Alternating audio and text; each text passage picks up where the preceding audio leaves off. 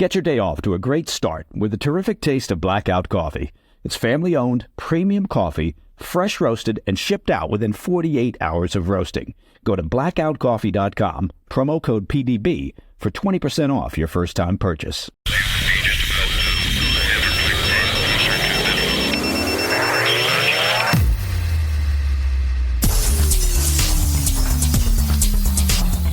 It's Friday, 16 August. Welcome to the PDB Afternoon Bulletin.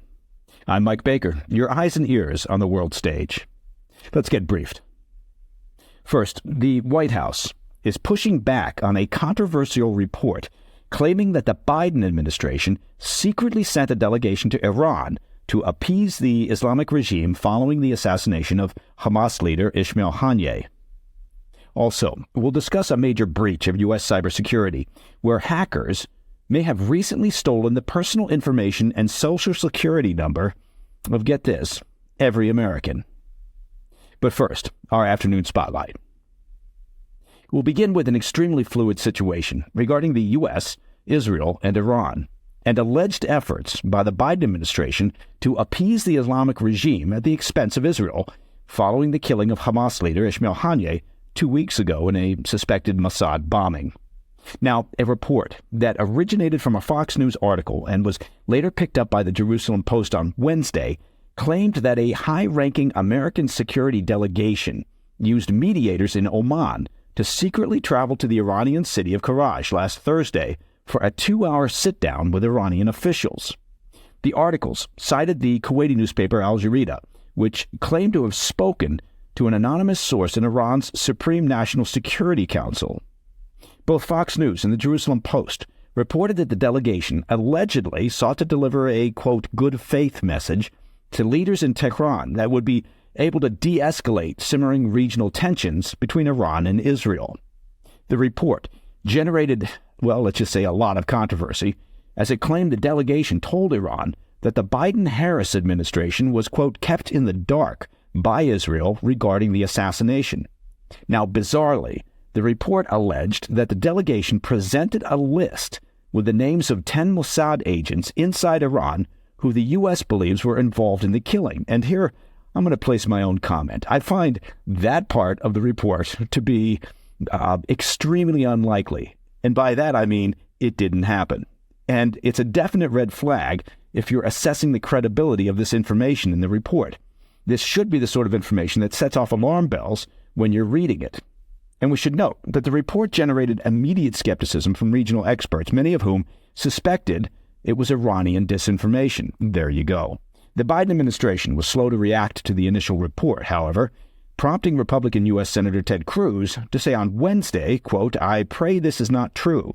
If Joe Biden and Kamala Harris actually gave the Ayatollah the names of undercover Mossad agents in Iran, it would be a level of betrayal of Israel and America difficult to fathom, end quote. All right, on Wednesday evening, officials with the U.S. National Security Council strongly denied the reports in a statement to the Jerusalem Post, saying, quote, this is categorically false.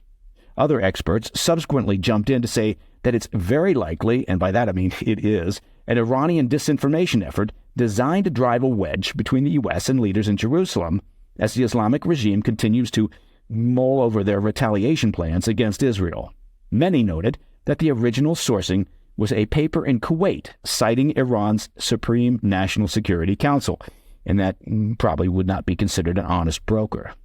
Jason Brodsky, policy director at United Against Nuclear Iran, said he did not believe the story, adding, quote, I think the Iranian sourcing for the report is disinformation aimed to increase polarization in the U.S., as well as fissures between Israel and the U.S.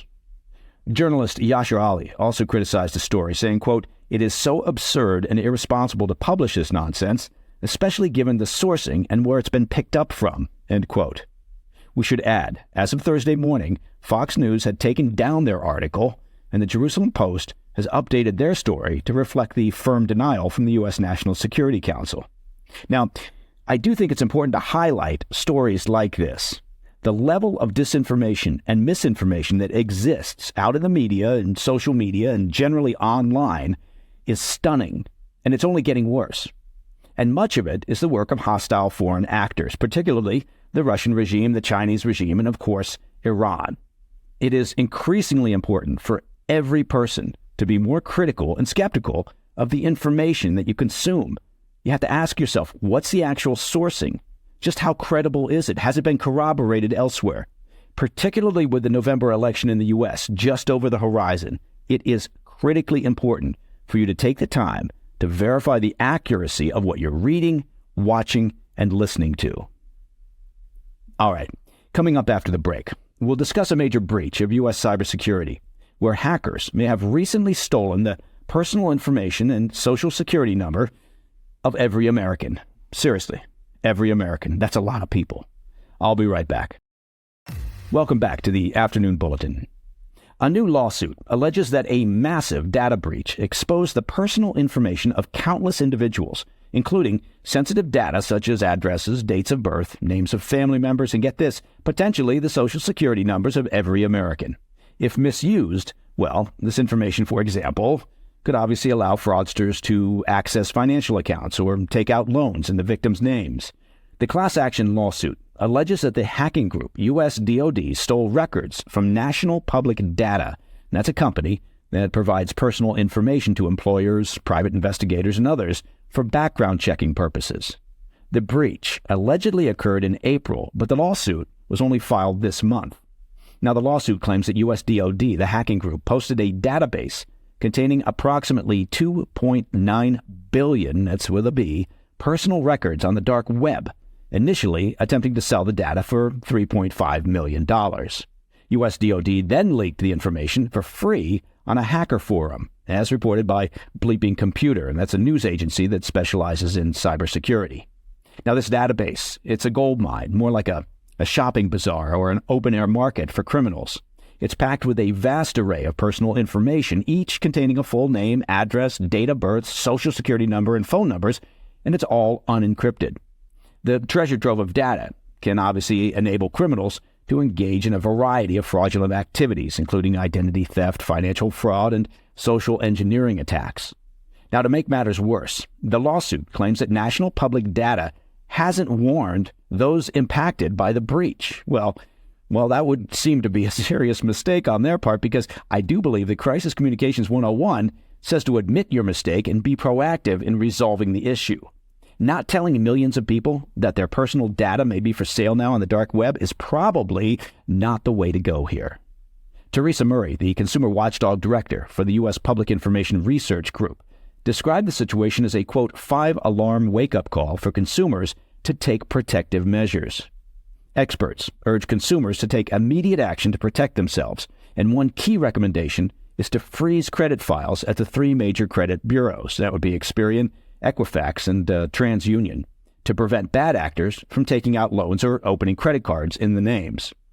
Additionally, consumers are advised to use tracking services that monitor the dark web for their personal information and to implement two-factor authentication on all accounts just to enhance security.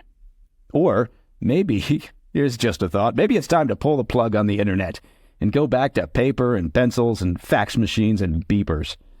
But I guess that would make me a Luddite, which, of course, Luddite is the PDB word of the day. And that, my friends, is the PDB Afternoon Bulletin for Friday, 16 August. If you have any questions or comments, please reach out to me at pdb@thefirsttv.com.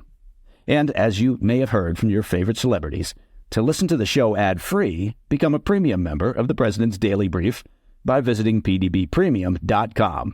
Not to mention, although I believe I'm about to, that every Friday, which I believe today is, we also launch a new episode of our extended weekend show. That's the PDB Situation Report, every Friday evening at 10 p.m. on the First TV, as well as on our critically acclaimed and perhaps one day award-winning YouTube channel at President's Daily Brief, and also all podcast platforms. I'm Mike Baker, and I'll be back over the weekend with our Situation Report. Until then, stay informed, stay safe, stay cool.